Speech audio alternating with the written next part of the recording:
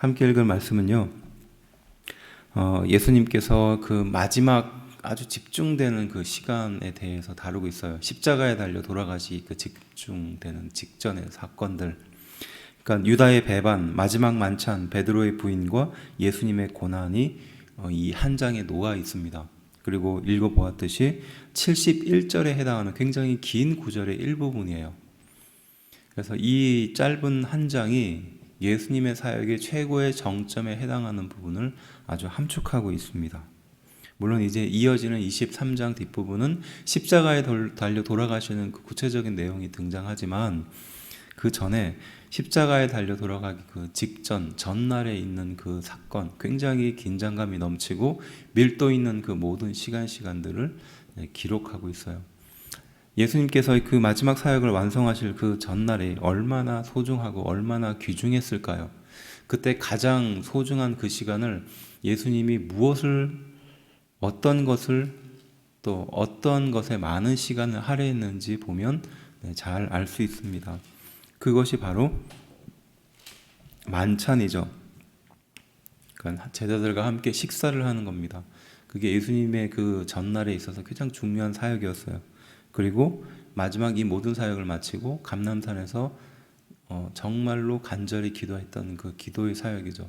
이 두 가지가 예수님의 그 십자가에 달려 돌아가시는 전날의 가장 핵심이 되는 일이었어요.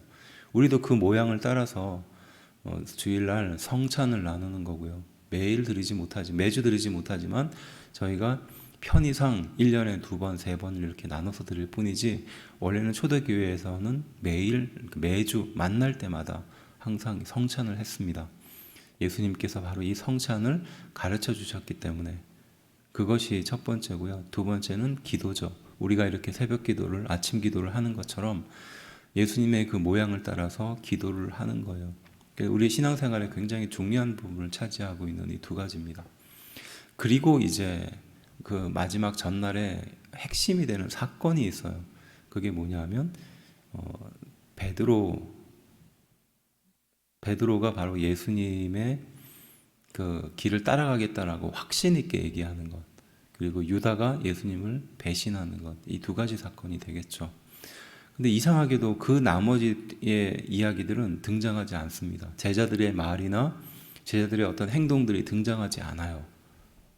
그 두 사건에 집중이 돼 있어요. 뭐 당연한 거겠죠. 유다가 예수님을 파는 것은 굉장히 중요한 사건이니까 유다의 배신, 그러니까 사단이 유다 안에 들어가서 예수님을 배신하는 그 과정들이 그렇죠.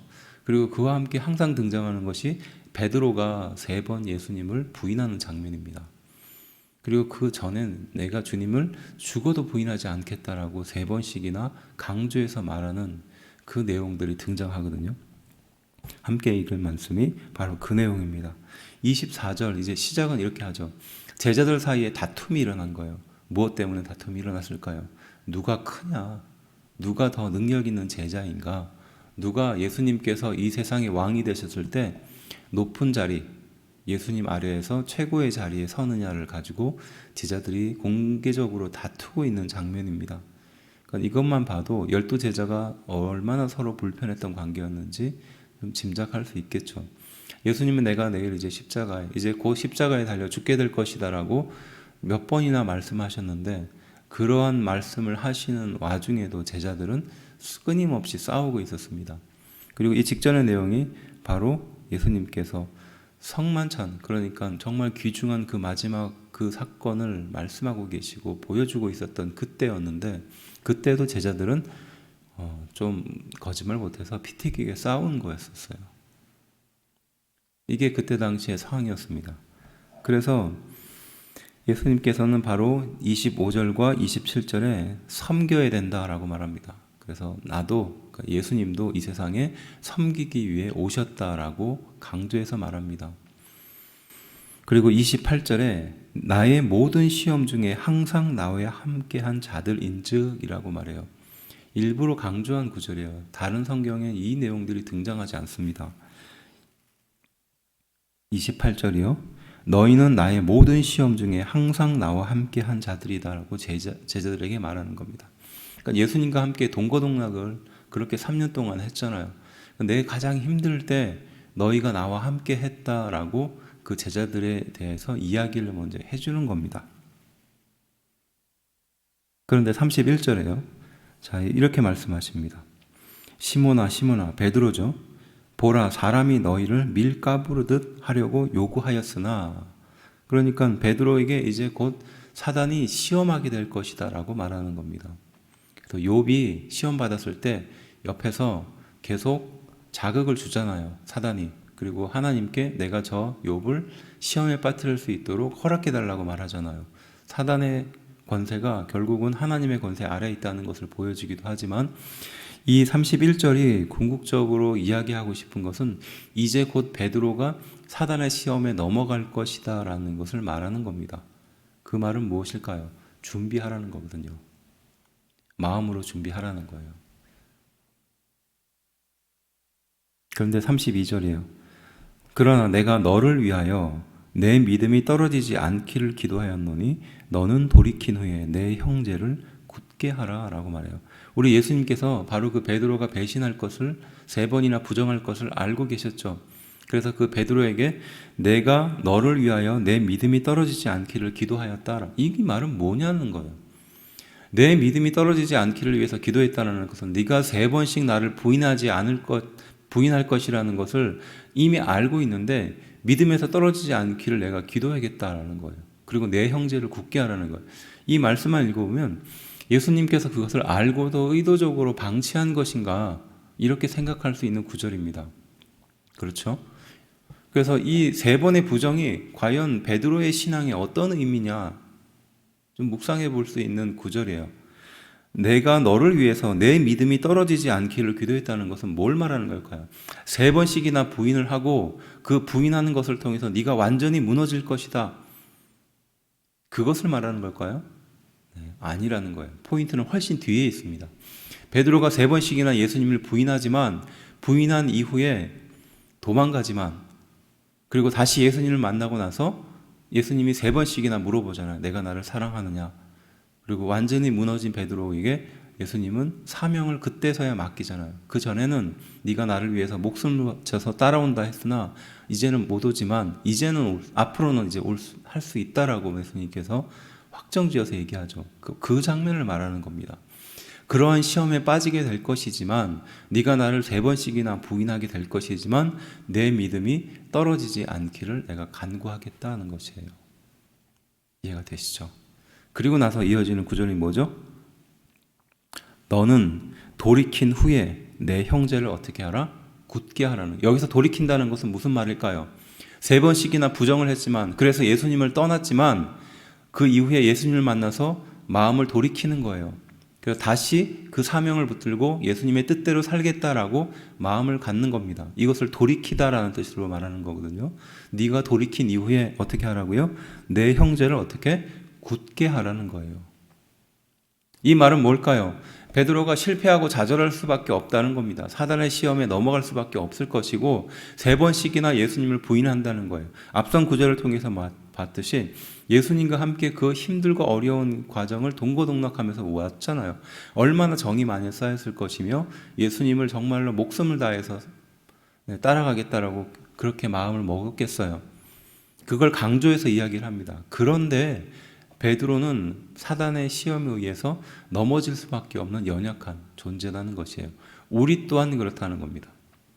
우리도 사단이 시험을 걸면 넘어질 수밖에 없고 실망할 수밖에 없고 좌절할 수밖에 없는 연약한 인생이라는 거예요. 그런데 예수님께서 바로 우리를 위해서 기도하는 겁니다. 우리의 믿음이 떨어지지 않기를요. 베드로의 믿음이 떨어지지 않기를 기도하는 겁니다. 목적은 무엇일까요? 베드로가 예수님을 통해서 다시 변화될 그때, 다시 사명을 받을 그때에 그 사명을 붙들고 다시 돌이켜서 나의 이 연약한 모습을 사람들 앞에서 보여줄 수 있게 되는 거죠. 그래서 주변에 또 이 베드로 근처에서 신앙생활을 하고 있는 그 연약한 성도들이 있을 것입니다. 그 성도들에게 베드로인 나도, 예수님과 함께 동고동락한 나도, 기적을 체험한 나도 이렇게 사단의 시험에 넘어갈 수 있고 실패할 수 있다라는 것을 보여준다는 것이죠.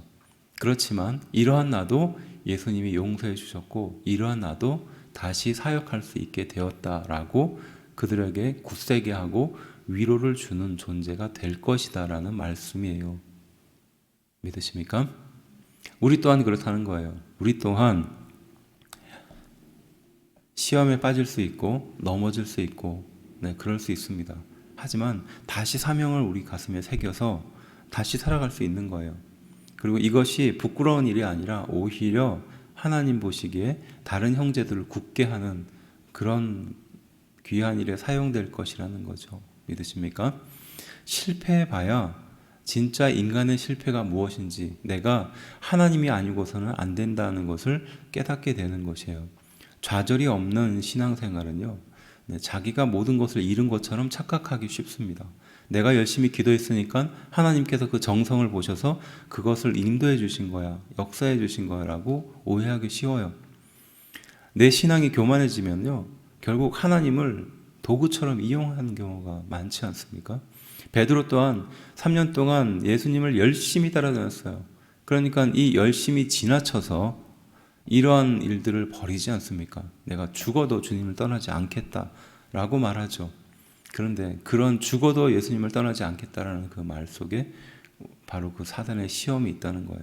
그렇지만 그 시험을 통해서 오히려 베드로의 가장 약점을 발견하게 하시고 그뿐만이 아니라 하나님께서 귀하게 사용하시는 그 재료가 된다는 것이에요.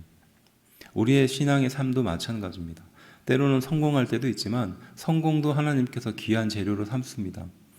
때로는 실패도 하나님께서 재료를 삼는 거예요. 결국 이 일을 통해서 교회를 풍성하게 세우고 우리의 신앙을 굳건하게 세우고 또 하나님의 은혜 앞에 엎드리고 기도하게 만든다는 것이에요. 믿으십니까? 실패나 좌절을 좋아할 사람이 어디 있겠어요? 실망하고 어려움에 빠지는 것을 좋아할 사람이 어디 있겠느냐고요? 베드로 또한 마찬가지였을 겁니다. 하지만 예수님의 말씀처럼 사단이 너를 밀가부르듯 하듯 그렇게 하겠지만 내 믿음이 예수님께 하나님의 믿음 안에 떠나지 않도록 간구하겠다는 것이에요. 우리가 인생의 고난을 만날 때 바로 이러한 것과 같은 원리라는 것이에요. 결국 이 일을 통해서 우리 인생에 반드시 사용할 그 지점이 있다는 것이에요. 그러니까 내가 지금 힘들고 어려운 어떤 일을 겪었어요. 기가 막힌 고난을 겪었습니다. 남들이 겪지 않아야 될 그런 병을 겪고 있어요. 그러면 하나님 왜 나에게 이런 일을 주셨습니까? 라고 항변할 수 있습니다. 하지만 다른 시각으로 본다면 그 일을 통해서 그 실패를 통해서 그 병을 통해서 다른 어떤 사람의 그것을 이해하기 위한 도구로 쓰신다는 것이에요. 그리고 반드시 그러한 것은 우리 인생 가운데 하나님께서 주신다는 겁니다. 믿으십니까? 바로 베드로가 그렇게 예수님께 사용되는 재료가 되며 도구가 될 것이라는 것을 바로 함께 읽은 말씀 32절에 그것을 우리에게 교훈하는 겁니다. 그러나 내가 너를 위하여 내 믿음이 떨어지지 않기를 기도하였노니 너는 돌이킨 후에 내 형제를 굳게 하라라는 것이에요. 지금 우리의 인생의 과거의 그 고통도 결국은 우리의 형제를 굳게 하기 위한 하나님께서 인도하시는 과정이라는 것입니다. 믿으십니까? 그래서 내 고통이 내 고통으로 끝나지 않고 이 고통을 통해서 수많은 사람들이 변화될 것이라는 거죠. 이 얼마나 귀한 일입니까? 물론 33절과 34절은 내가 죽어도 주님을 따르겠다고 말하며 내가 3번 부인하지 않겠다라고 강조해서 말하는 베드로를 볼 수 있습니다. 그런 베드로에게 3번이나 나를 모른다라고 말할 것이다 고 예수님은 말씀하시죠. 자, 그런데요, 이 말씀을 하시고 다른 성경에, 그러니까 다른 복음서에 등장하지 않은 독특한 구절이 또 하나 등장하는데 그것이 무엇이냐면요, 61절이에요. 61절입니다. 함께 한 목소리를 좀 읽어봅시다. 22장 61절이에요. 시작. 주께서 돌이켜 베드로를 보시니 베드로가 주의 말씀 곧 오늘 닭 울기 전에 내가 3번 나를 부인하리라 하심이 생각나서, 그리고 62절에 밖에 나가서 심히 통곡했다라는 내용이 나오죠. 여기서 등장하지 않는, 다른 성경이 등장하지 않는 구절이 뭐냐면요, 주께서 돌이켜 베드로를 봤다는 거예요. 주께서 돌이켜서 베드로를 봤다는 겁니다. 베드로가 3번 예수님을 부정하는 그 장면을 누가 봤다고요? 예수님이 봤다는 거예요. 다른 성경에서는 이렇게 언급하지 않아요. 이렇게 구체적으로 예수님이 베드로를 봤다라고 언급하지 않습니다. 진짜 봤는지 안 봤는지는 모를 일입니다. 하지만 앞선 내용들을 정리해 보면 아마 예수님이 지금 베드로가 자신을 부인하는 그 3번의 장면을 봤다라는 표현은 무슨 뜻이겠느냐는 거예요. 경멸의 눈으로 봤을까요? 내가 너 실패할 줄 알았다. 너 좌절할 줄 알았다. 네가 나를 3번이나 따르겠다라고 말하고 내가 죽어도 부인하지 않겠다는 그 말이 이렇게 한번 무너지지 않았냐는 것을 거 한번 봐라. 이런 식으로 예수님이 그런 마음을 가지고 베드로를 봤을까요? 아니라는 거예요. 아니란 뜻이에요. 의도적으로 예수님이 베드로가 부인하는 그 3번의 장면을 마치 보듯이 옆에서 지켜보듯이 봤다라는 이 표현은요. 그 인간의 가장 연약한 그것에 대해서 예수님이 말씀하셨고 바로 그러한 것을 예수님이 알고 계셨다라는 것을 보여주는 것입니다. 바로 그 베드로가 가장 실패했던 그때에 바로 우리 예수님이 베드로를 바라보고 있으셨다는 것이에요. 이미 알고 계셨다는 거죠. 하지만 이러한 베드로가 믿음에 떨어지지 않기를 기도하고 간구하고 있었다는 것입니다. 오늘 이 귀한 하루가 또 일주일이 우리에게 은혜가 될 줄로 믿습니다. 하나님께서 큰 은혜를 주시고 또 우리를 인도하시고 보호해 주실 줄로 믿어요. 그렇지만 반드시 좋은 일은 아닌 상황도 있다는 것을 우리는 이 말씀을 통해서 깨닫게 됩니다. 그렇다면 어떻게 해야 할까요? 사단이 우리 마음을 넘어뜨리고 우리를 힘들게 하고 좌절시킵니다. 어떻게 해야 할까요? 말씀대로 사단이 우리 마음을 밀가부르듯이 그렇게 넘어지게 만드나 믿음에 떨어지지 않기를 위해서 기도해야 될 줄로 믿습니다. 그리고 결국 이러한 어려움을 통해서 하나님이 결국 나의 앞에 인생의 귀한 도구로 재료로 삼는다는 것이죠.